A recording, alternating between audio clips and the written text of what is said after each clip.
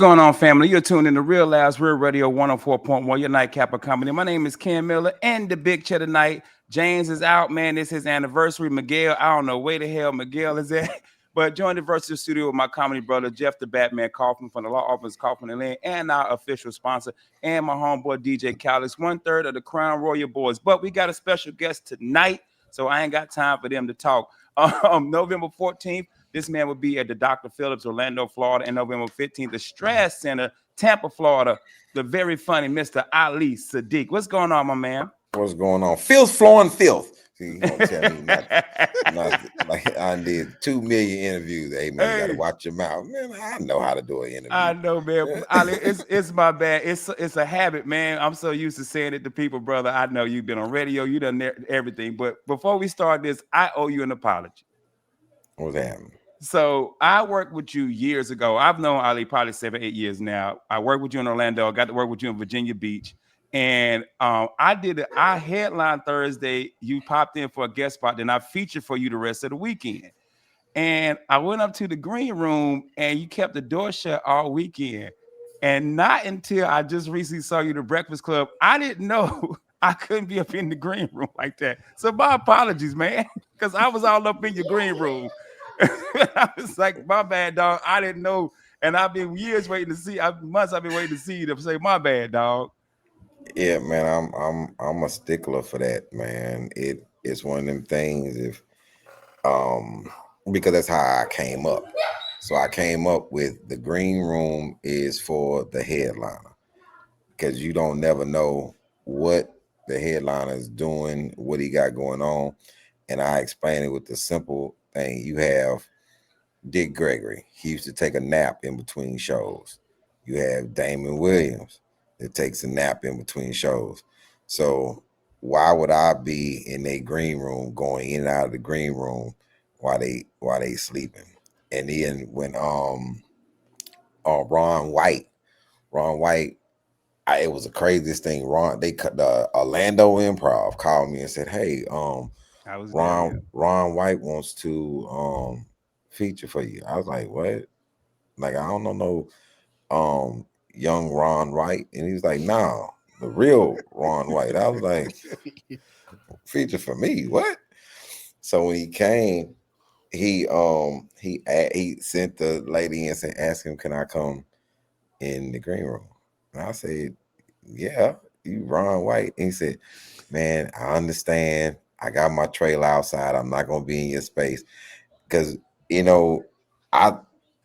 everything comes full circle with me, and when I tell people, they think that it's a slight to them.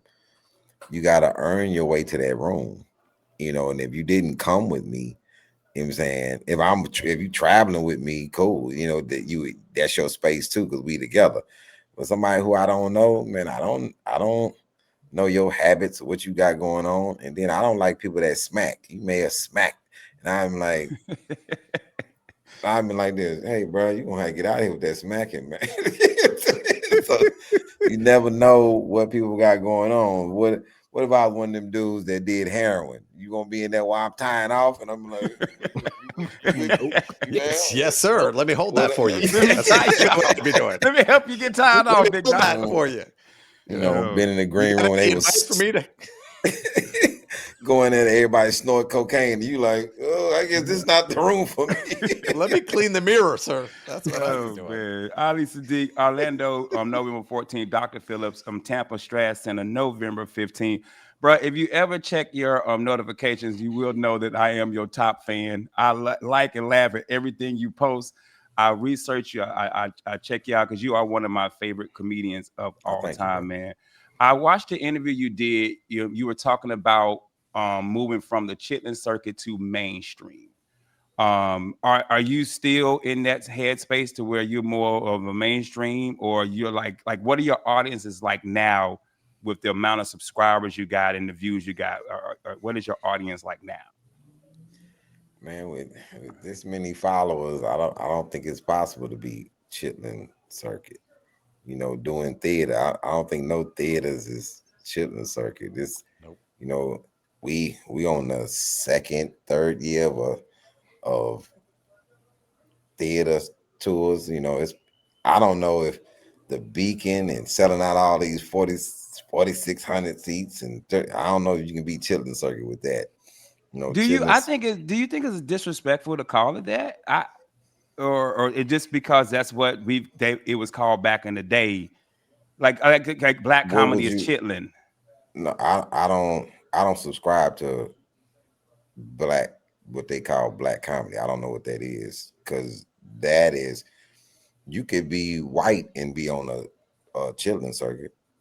You know, it's that I don't think the color makes it the chilling circuit. It's the room. Okay. You know, the chilling circuit is basically underground. It's another name for underground. So these small rooms that people play, it's small theaters that people play that they call theaters like 600 seats. Just like when if you go to Montreal, the theater scene in Montreal is maybe like 500 seats. You know that but they just called it the theater. The first time I went to Montreal, they was like, "Oh, you doing all theaters." So I did like 6 shows, all theaters, and I don't think it was more than 500 people at any of them. You know, but I thought I was going to do.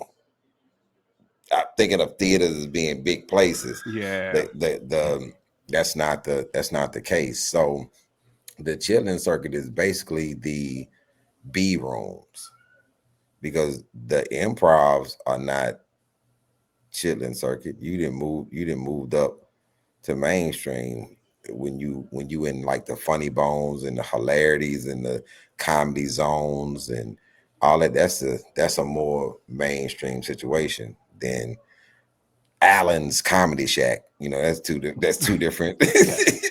But you talked about money, how much people are willing to pay to see the comedy.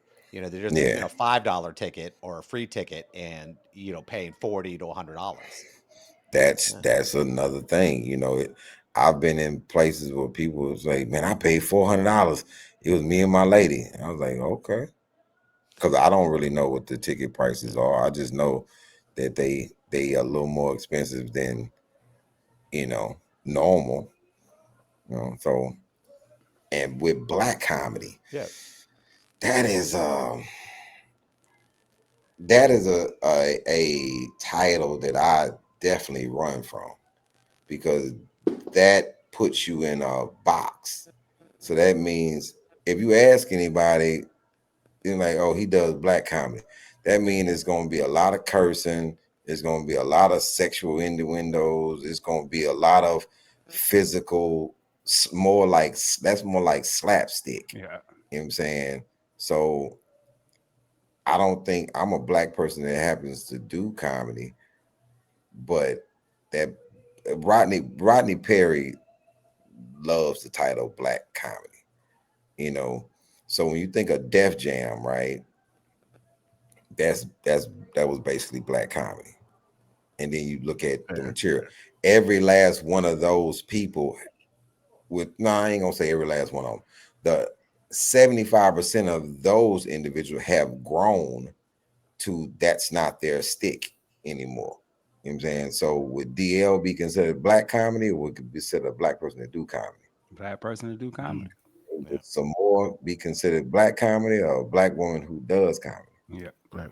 The Sykes was on there, Dave Chappelle was on there, Steve Harvey was on there, but what they catered to at that time was different than where they were growing, where they grew to. You know what I'm saying?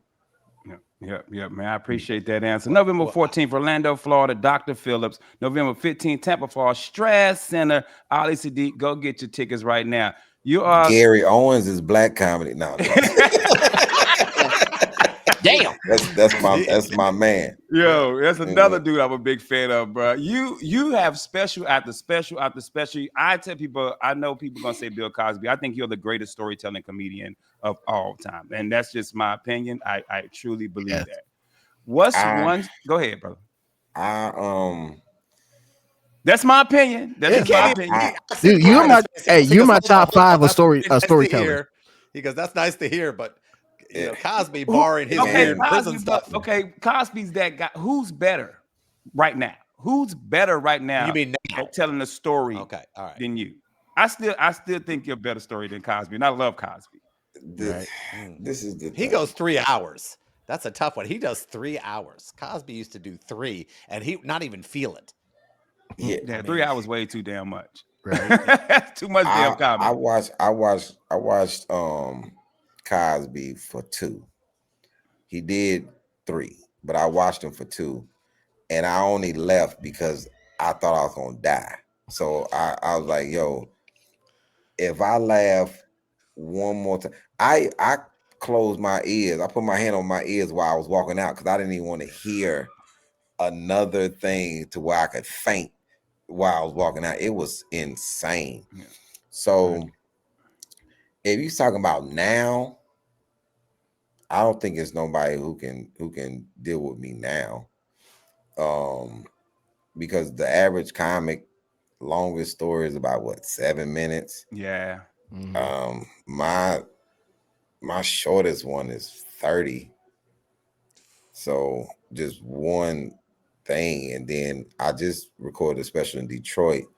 That story, I'm doing one story for an hour and 20, and it's probably one of my best pieces of work because of the story. But then you have the next one I'm getting ready to shoot is when I broke my clavicle. That's an hour, by the hour 30. But it's I don't know, man. When it comes to, telling a story,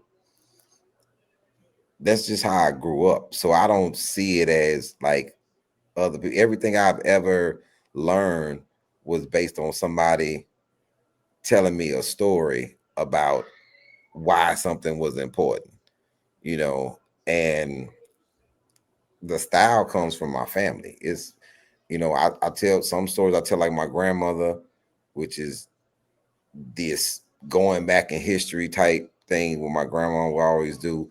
Some stories I tell like my mom, which is very technical, when she would tell me why I shouldn't be doing something. Let me tell you why. And then it's very technical. Then my uncle, sometimes I can tell a story that is so outlandish because of my uncle. My uncle would tell these stories, and oh man, I just saved a man's life. I just pulled him out of a fire, and he'll tell this crazy story. And then my other uncle, will walk in and be like, the man dropped a cigarette on the ground and it just smoked a little bit. He said, well, that wouldn't have been a good one though. But his the way he embellished and told the man to say this man cat. It's like, yo, man, what are you, man, where was this? Where did this happen at? So then you have the people, old school cats that I grew up around, would tell these very informational stories that was, you know, like Anthony Colbert. Man, I would be mad about something and I would come tell Colbert, and Colbert would lean back and say, man, so I bought a goat one time. And he would tell a 10-minute story about a goat. And I'd be sitting there like, what does that have to do with what I was just mad about? And he'd be like, are you still mad? I'm like, nah. That was the point of him telling that story. It just Yeah. to calm you down so he can talk to you about what's what you say. Because he said, man, people can't really listen well when they angry. So, and anytime I would get mad and tell him a story, he'd lean back. 1973. Did this happen to you in 73? No, that's not what the story about. This story is about this thick-legged woman, 1973. Like, but so I just draw from the inspirations of how I grew up and what I listened to. Okay. And I am very I do this thing when I tell people, I don't ever tell people not to get angry, because anger is an energy. And misplaced anger is a problem, but well-placed anger is fuel. So when people would say I couldn't achieve something, it would anger me and it would just give me more fuel to that I couldn't do. When when I tell a story, it's a victory every time because people say, well, man, people don't listen. People attention span is short. And I always be like, well, how do they watch movies? Well, why was the Game of Thrones so successful if Yeah. people attention span is short? And it's like I'm always trying to prove or disprove what people's logic is about things. It's like I never moved. I live in Houston. I never moved because people told me I couldn't make it out of Houston. You would have to move to LA or New York in order to be in the comedy world. And I just thought that was ridiculous. And the whole thing was the prophet is not welcome in his own home. And I still be like, why though?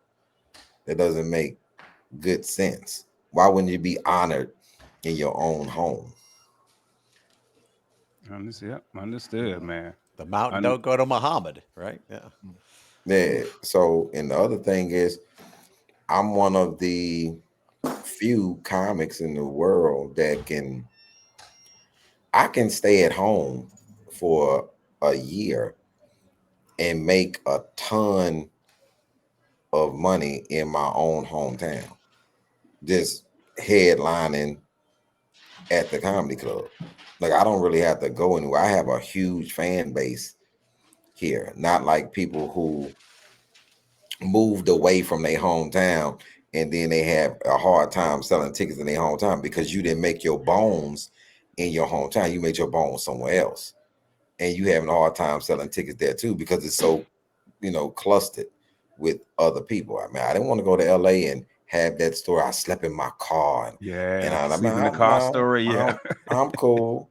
I'm cool with my car is cool, but at that time it wouldn't have been comfortable. Hey man, a 90 Toyota, sleeping in it? Nah, I'm cool. So Oh yeah. Be a crown cranked up in the Oh man. Well, hey yeah, man, November I'd have had 14th. scoliosis in my November back. 14th, Orlando. Dr. Phillips, November 15th, Tampa, Florida, Strat Center. Check them out. Ali, man, brother, thank you so much for kicking it with us tonight, man. I truly, truly appreciate it. I Y'all will see whole you. show was 14 minutes. No, the whole show No. is for we do 3 segments. You can stay if you want to do the other two. I didn't know if you had something else to do. You're welcome to I'll stay. do, We got to take a I'll do, commercial break. I'll do one more. Go on commercial break. Okay, well, we got to take a Y'all quick got commercial break. commercials, boy. Y'all big time. We got to take a commercial break. We'll be right back. Real Labs, we're Radio 104.1. Oh, snap. Hey, real quick. Yes, sir. Hey, just want to say, hey, I got permission from Michelle to stop in real quick and just say, hey, Ali, what's going on, bro? What's going on, brother? Not a whole lot. I just want to say, I don't know if you remember this, but you were kind enough 2 years ago. Mike Randolph, Tight Mike, got you to do my TV show, The Lowdown, via remote. And I wanted to just come on and say thank you for that. Never forgot that. And it truly meant a lot for me. So Oh, I just no wanted to come trouble. say hi. I'm on anniversary with my wife right now. I ain't even supposed to be on this. But I just wanted to say hey to you and Y'all, say thank you for all that you did. oh, no trouble. Happy anniversary. Are y'all going somewhere? Yeah, we somewhere right now. I'm about to give her the best 3 minutes of her life, Ali. So yeah, Oh man. boy, because I wonder why you had your undershirt on. I said, what type of place they had dinner? Hey, It's hey, supposed to be an anniversary. Is it late where y'all at? I'm like, Yeah. Yeah. hey, there's Jay. Hey, when we do radio, James always be on the show. So Ali James is the founder of Real Lab. So 8 9 years okay. ago, him and 3 other comics started this. I got on. Me and Jeff got on about 5 6 7 years ago. And Chris is a fill-in host every time we need somebody. We just need a I'm second what they body. call the A string He's our radio. A-Stream And from the radio Chitlin host. tour, you know, that's why. Mm. Ain't Hey even on the man. bench. She in the parking lot. God bless. Hey, I'm man, blessings to you starting something, brother. Thank you. That is always I'm always honored to be on something that somebody put their hard work into and they decided to take a chance on anything. And y'all done brought Jeff to the chilling circuit. in Yeah. Tampa, according Hey, to Ken Miller. hey, hey, you want to hear something wild? We went to a Wu-Tang concert with Jeff. He got to Jeff see Wu-Tang, Nas, and Busta uh, Rhymes. Busta Rhymes. Yeah, he I was was in drinking there out with of us, the Ali. He was fishbowl. there, You in bro. That was a fishbowl night for me, man. you It in was the great. hey, it's hey man, you'll be surprised. I done been to a lot of concerts, and I was next to a guy. He was Caucasian. He knew all of the words. I was looking Yes, at sir. him. Hey man, scoot down 2 seats, man. You ain't supposed to know more juvenile than me. Go down there, man. And then you know the whole 400 Degrees album. He's like, That's hey man. funny. I knew Yo. all the words. I just knew they Hey, were about me. That was and, all I knew. Yeah. and I don't want to hold y'all up, but Ali, I wanted to ask you a question if it's okay, man, because I'm curious about this. Hey man, you the creator of the show. You can ask what you want to. Re- Hey James, is it an on-air question? No. It's just something I just wanted to know because I've always wondered this, man, because we all know the story about you trying to go to Netflix and it didn't work out the way you wanted it to. But I just wanted to ask, now in hindsight, do you see that as a blessing in disguise? Well, it actually wasn't Netflix, it was HBO. Okay. Um, yeah, HBO, we had a small hiccup with one another. And to mention Netflix is this. Netflix called us earlier this year and apologized for Mm, not, wanting none of my specials. And then they had said that Domino Effect 1 wasn't that good. I was like, oh, okay. And I knew better. amen. So when they said that, and then they came back and made an apology, and I think that they was really trying to check our temperature to see what we would do with them. So Okay. my manager sent them one of the new specials that's coming out that we recorded in Detroit. So he told me today, it's crazy. He told me today, he said, Netflix passed on your special. And I was and I said, well, whoop-de-doo. Like, Okay. Okay. man, I don't care nothing about them passing on my special. I say you still, it's crazy. Your management is doing one thing and you're doing another. Understood. I'm not thinking about a network. Like when I record a Nope. special, I don't want to shop it to them. I don't Hmm. want them to see it. I don't want them to have no idea that it's coming out. But as a manager, he's doing his manager job. Amen. And I used to get mad at him, like, hey man, stop sending them people my stuff. And he's like, I'm kind of doing this as giving them the heads up of what's about to come down the pipeline. Got it. So they have only, once again, more fuel. They've only, man, I don't care. I don't care that you think everybody that you done signed to Netflix is better than me. Cool. Shit. Excuse my Good. language. Yeah, and I'm like, cool. I know what's about to happen with these next three. We got 5 specials in the can. We recording 3 more specials in February. But I know, man, I believe in myself so much. I just know. And what gives me the extra incentive, I have one director that has recorded all of my specials. Wow. He did all the This Is Not Happenings, all Hmm. that. Eric Abrams. Hmm. I recorded this special called Father.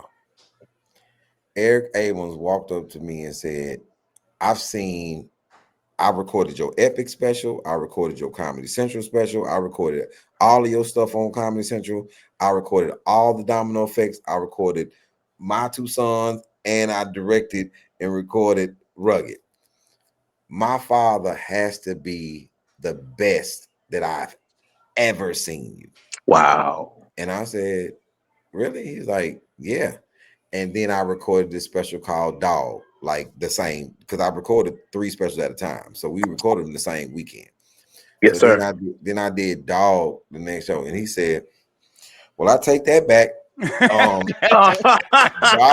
Dog has got to be the best one I've seen you do." I'm like, I said that was, but you just said Father yesterday. Today's a new day, sir. And Wow. Wow. so Yesterday's practice. So, so I know, bro. I know, and I hope that the amount of confidence that I believe in myself without being arrogant, I hope that every comic receives that energy into their body. Like, yo, man, stop waiting on these people to tell you that you're good enough. You know what I'm saying? Stop waiting on them. If you know you got a good product and I think I do this well as well. It's 5 brains on my comedy staff. It's me, then my manager, my cinematographer, the promoter, and the director. When I put a special on the table, I won't record unless all 5 of us agree, because I can't get 100% out of any person that doesn't really agree. It can't be a check for you. It got to be about the art. So it's specials that I put on the table, and they told me that it wasn't it, but I knew it wasn't it. I was just testing to see what they liked it. And then I knew it wasn't it. Okay. Okay. Bro, I just wanted to stop in and say, hey, and I just can't believe how much you write at a clip as a comedian. For me, I've been working on some of the same bits that became chunks for years now, and you just keep coming up with new stuff. It seems like every other month. So the way that you write, man, your hard work you put in it, all the success that you got, you earned. You worked your ass off. So thank you again for being on the show. I just want to come say hey. It's a book. This is a book right here. And I'd be like, what are we doing now? There you go. Got a recipe book. Yeah. Well, thank you, brother, for stopping in, man. I just want to say hey to you. Hey, I love you, brothers. I'll see y'all I soon. love you too, Jay. All right, man. Y'all be good. All right. Man, All y'all right, got a lot of commercials. I know. I was gonna take the clip, then James started cussing. All right, here we go. We're gonna just come on in. He's been on the show 9 years. We're back. We're last. We're Radio 104.1, your nightcap of comedy. Guys, go out there and hit us up on social media. We appreciate it. Got to give a shout out to our sponsor, the Orlando Funny Bone, orlando.funnybone.com. Make sure this weekend you go check out Dr. George Wallace will be at the Orlando Funny Bone this weekend. And also our other official sponsor, Jeff Kaufman from the Law Office of Kaufman and Lynn and the Under Oath podcast. Join the virtual studio with Ali Siddiq. Ali will be at the Dr. Phillips this weekend, November 14th, Orlando, Florida, and the Strass Center, November 15th, Tampa, Florida. James popped in. James done asked you all the questions I was gonna ask you already. But that's the thing though. I saw you pull your notebook out. What is that? What is the thought process of memorizing? Because you don't mic, right? Because dog, you on what special number? What? Like 9, 10. 15, brother. That's 15 plus hours of stand up to memorize. 9 comedy albums, 15 specials. But what is the memorization process, man? I know this is the thing. You know, and I know this is gonna sound crazy to comics, and then I'll explain after I say it. I'm insulted, and I shouldn't be, but I am. I'm insulted when somebody refers to my stuff as a bit. Hey man, remember that bit you did? Remember that bit you did? I was like, no, I don't have any bits. I have the story, but I don't have any bits, because when I was writing bits, they were surrounded with things that didn't happen, you know, to me per se. Or I would read the paper and then I would take something from the paper and create a bit. That's how I saw it. But DL Hughley, me and him talking one day, and he said, man, the funniest you're gonna ever be in life is based on how honest you want to be. So then I just start giving the true stories of what has happened to me. So if you haven't, in these last 6 joints is all me. It's no current events. It's no other things added. It's just my life from 10 to 25, which is the domino effects, and then it's my 2 sons, and Rugged is me and my 2 sons, and then me and my home life with Rugged. So I don't have to remember anything but the story. If the story comes to my head, I can just tell the story.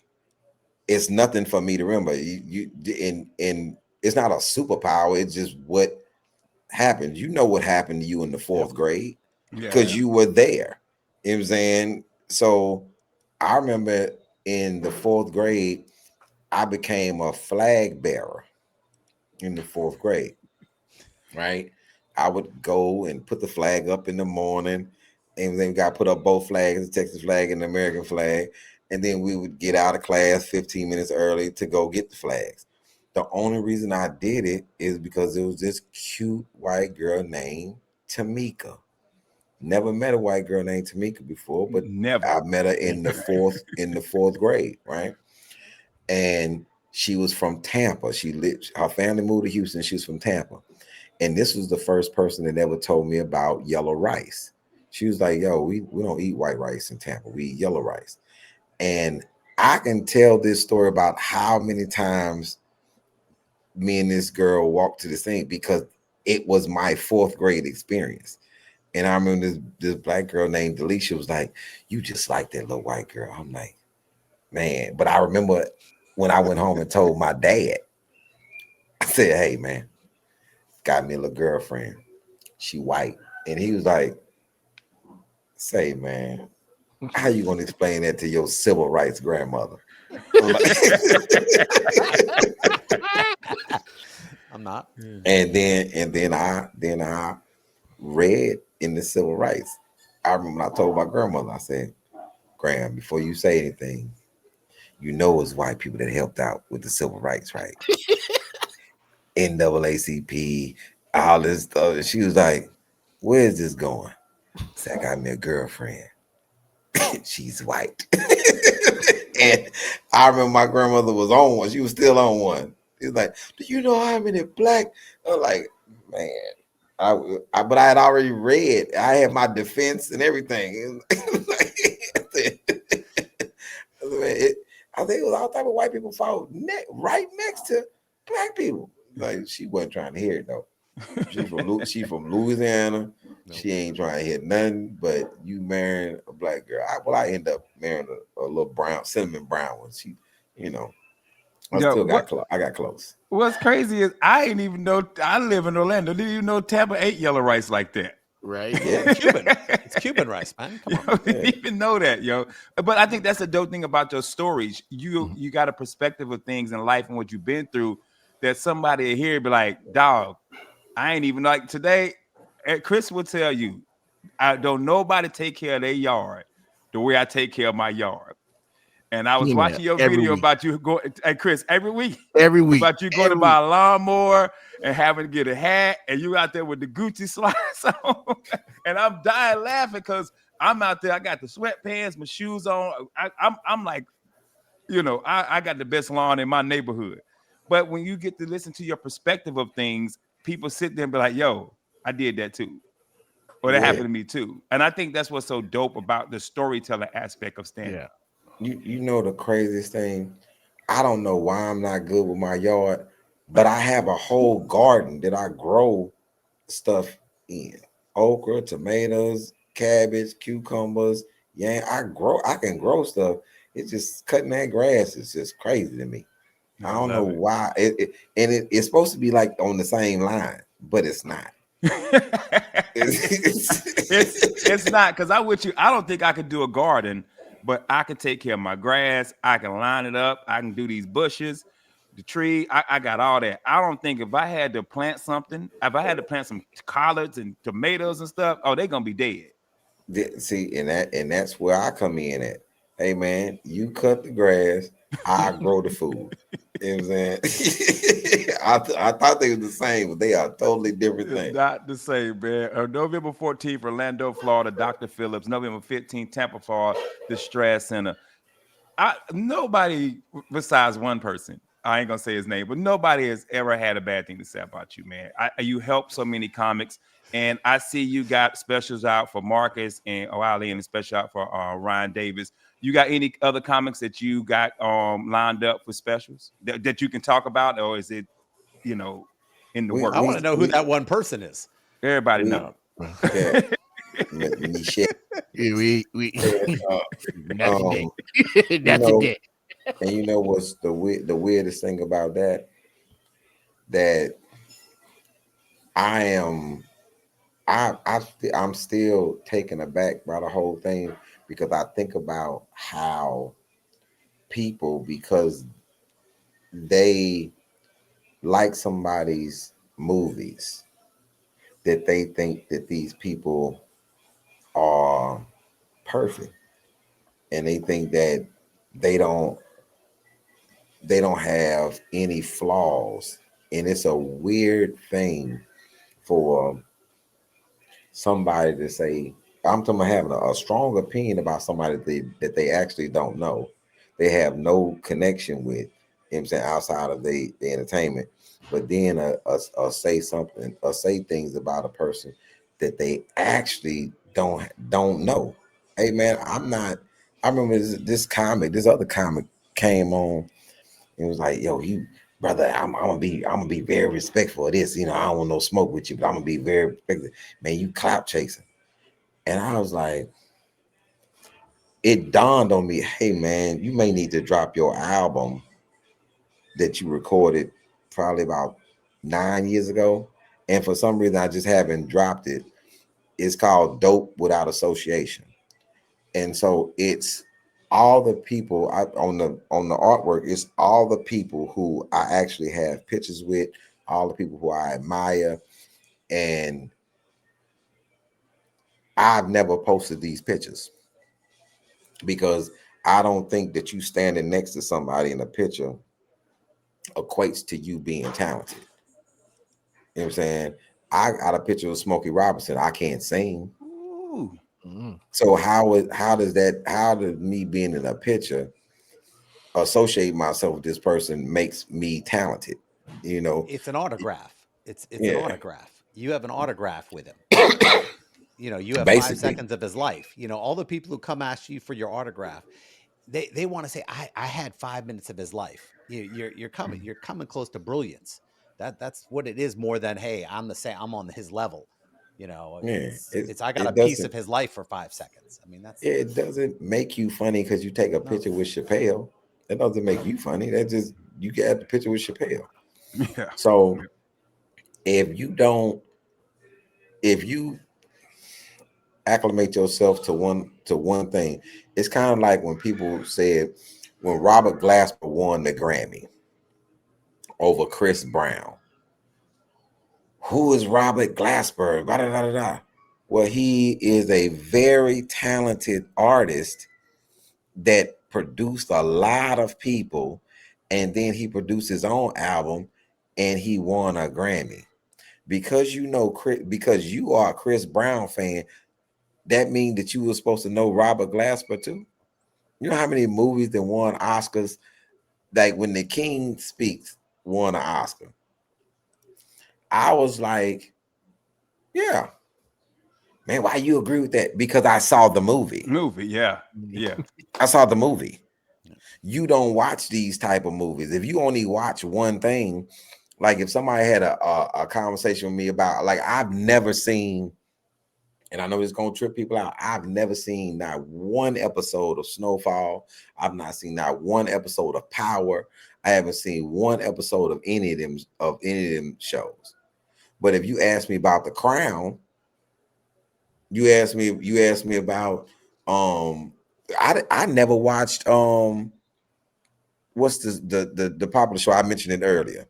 Um, it, Um, what with was it? the winter is coming, Yeah, Chris. Jon Snow. Yeah. Chris, the one thing you Snowfall. can say, God No, bless. the dragons, man. Oh, Game of Thrones. Game of Game of Thrones. Thrones. Jeez, Like Chris. I never watched Game of Thrones when it was out, but Yep. then I watched the show before Streaming. that, Yeah. Dragons. You know what I'm House of saying? Dragon. Okay. And then I went back and watched Game of Thrones. Yeah. And so I think that when people mind is in one box, that you don't know that I've been out for 28 years. Oh, he just now. So how does a person now in 2 years trying to chase clout when I've been out since 1997? That's and crazy. and and not just out. Comic View 2000, 2001, 2002, 2003. Who's Got Jokes? Bring the Funny, Last Comic Standing, the season finale on Def Jam when it came back in '08. Because I remember that, because the season finale, it was the season finale of The Wire and season finale of Def Jam at the same time. I was a season finale. To be on Last Comic Standing, to be Grammy nominated for an album, and then also to be Comedy Central's Comic to Watch in 2013, have a special, a half hour special in 16, and then a full hour special in 18. Why would I just all of a sudden be chasing somebody else's clout? I was already a working comic that was successful. Yeah. So I don't know what type of car they thought I drove. You know what I'm saying? Or ever really looked at me and thought I was, because I don't think that sells tickets. Nobody's coming No. to to see me because of this person. But if we both pull up, I'm guaranteeing that, hey man, my car is pretty substantial as well. Let people know where I'm at. I drive a Bentley, and I didn't just get it. You know what I'm saying? So like, it's like, And Hey, he could hey, sleep in this he car. could He sleep could in his sleep in car. this car. Hey, real quick, Ali, we got one more segment. It's like 10 minutes. I'm gonna hit the commercial break, come back, because I really want to ask you about these specials that you got coming up with these other comedians. But we're gonna be taking a quick commercial oh, break, okay. guys. We'll be right back. We'll be right back. Real Labs Real Radio 104.1. We're back. Real Labs Real Radio 104.1, your nightcap of comedy. In the big chair, Ken Miller. We got Ali Siddiq, man. Ali will be at Dr. Phillips this Friday, November 14th, and then Tampa, November 15th, the Strat Center. Make sure y'all check them out. We were talking about specials. Like I said, I know you got Marcus Wiley. You got Ryan Davis, which is a good friend of mine, straight out of North Carolina, from North Carolina, too. Who else you got coming up, if you can talk about Man, we getting ready to produce a wonderful ladies special. We redistributing one of my friends special. We recorded Marcus' second special. In January, we'll be dropping somebody else's special, and then I'll be coming out with mine. I like to leave the element of surprise on who we're putting out. And once the ink dries, we'll start the promotion, and people will see, oh, he went and got his boy. Because people didn't know I was gonna do Patrice O'Neal. it? Man, And come on. Man. and what's crazy is Patrice was a love distribution. It wasn't to make any money. I just was like, yo, I still want people to remember Patrice and what he was doing. And it was an older special. We didn't even think that it was gonna do any numbers because of how old it was, and then it was short. Okay, and that's actually something that he did with Showtime, and that's a love thing. So with these new guys that's coming, this is a my friends. I want to promote my friends. I want to make sure my friends are selling tickets. I want to make sure that people see their stuff. And I think that with networks that get swept up under, but we really holding close to the vest on who we Cool. dropping until we Cool. get ready. Because I announced it. I just did a Christmas movie. Because my homegirl shot a Christmas movie, and we wanted to get some eyeballs on it for it to see if, even if, and because my little network is just now growing, so we just trying to see what we can, how hard we can push people out. But with comedy, and I want to be a place where when people see that they on my channel, they automatically know that they funny. They automatically know that they talented, and to go see them, because the special is the commercial. It's just a commercial for you. that you can a long standing commercial.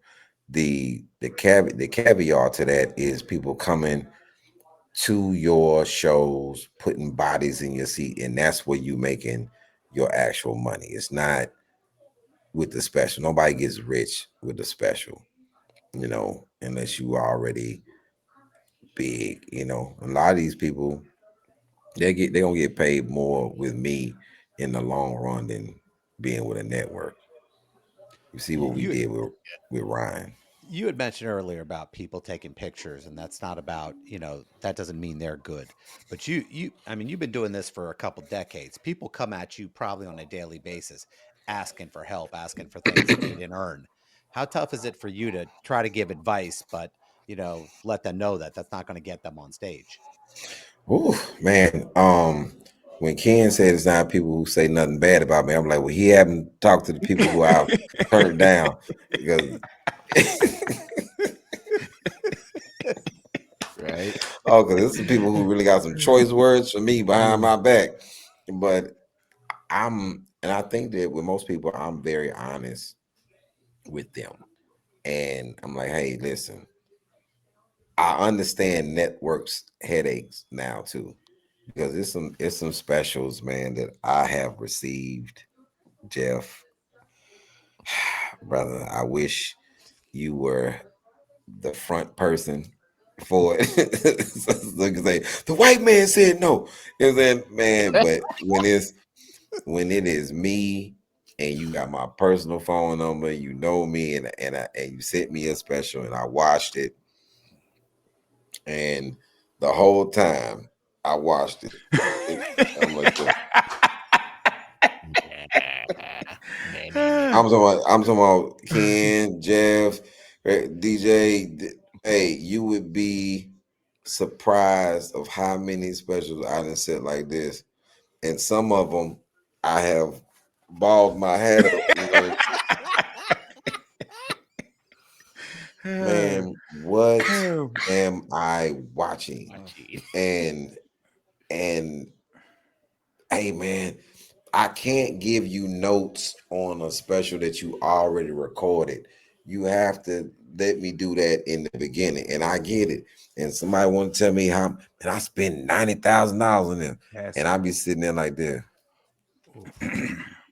You want me to call the people and tell them to give your money back? Because you are crazy right now. Like all this is crazy, and man, and it's hard for them to accept it from me because they thinking that you only saying this because you still doing stand up, you in competition. I told Tamara going, she on the head agent at Innovative. I said, Tamara, when I retire, I want y'all to give me an office. You know what I'm saying, and this is called the Truth Office. Send them in here. Send them in here. Hey man, not doing comedy anymore. I'm retired. Let me tell you how terrible your special actually is. Like, Tamara and them can't tell you. That's why they sent you to the Truth Office. Your act is because I'm looking at specials, and I'm still going out to comedy clubs when I'm invited to watch somebody. And so you go to open mic, you gotta see other people go up before the person that you came to see. All right. And if I tell you seasoned comics are doing open mic level material, and I'm appalled. I'm like, yo, I just watched somebody who's been doing it 4 months say that same thing. Like, you're not taking me anywhere. If comics are still caught up in 1992, you're not going to resonate with the people now because comedy has moved to a different plateau. I get it. You looking at people on the internet who came with a fan base, but if you realize all those people came from somewhere else first with their fan base. You know what I'm saying? It you if I was a singer, if I was a successful singer, I got multi-platinum albums, and then I start doing stand-up, and I bring my whole singing base with me, and they come into the shows, and when they're not coming because I became this great comedy, they coming because, hey man, I'm the one that did their favorite love ballad. You know what I'm saying? So that's the thing. It's not like us. Man, when we came up, we came from the bottom. Like, you learned all the mechanics of being a stand-up. You're very seasoned. You can pivot. You can go this way. You can go that way. You ambidextrous with your craft. When you hear like a Drewski, man, I don't blame Drewski for getting booed. You know what I'm saying? At the comedy show, he's not a comic. You know what I'm saying? He's a comedic actor is not even a comic. It's two different muscles. You know what I'm saying? So it's kind of like asking a guy who can cut your steak good at a butcher shop to become a surgeon. You know what I'm saying? Hey man, you cut meat good, maybe you can be a surgeon. No, you like it's not the same. It's not the same thing. That's what you're taking off. You know, plumbers don't do electricity. They don't. You know, they just Hey, don't. Yeah, bro, I learned that I had a pipe busted by house. Man, they came and reran that pipe and was like, we don't do drywall. you Yeah. you gotta call somebody You else. got caught. I said, y'all Man, don't put all these holes in my house. Yeah, dog. We don't do drywall. the person who saw that hole, that little pathway, cannot put it back. He just know how to take it off. His name, hey man, and he got, man. I had a plumber put the thing back. He gonna talk about, hey man, you gonna have to spack that. I'm like, man, there ain't no spacking. It's like, it's like who even taught you that word? Spack that.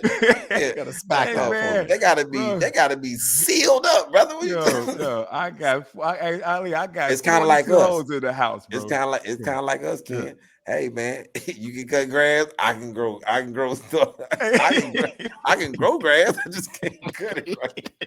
We gotta get up out of here, man. November 14th, Orlando, Florida, Dr. Phillips. November 15th, Tampa, Florida, Strat Center. First of all, I want to thank you for letting me work with you this weekend, man. I truly appreciate it, man. Always a good time with you. But we got to get ready to get up out of here, man. Ali, go ahead. They probably already know, but tell everybody how they can find and follow you, my friend.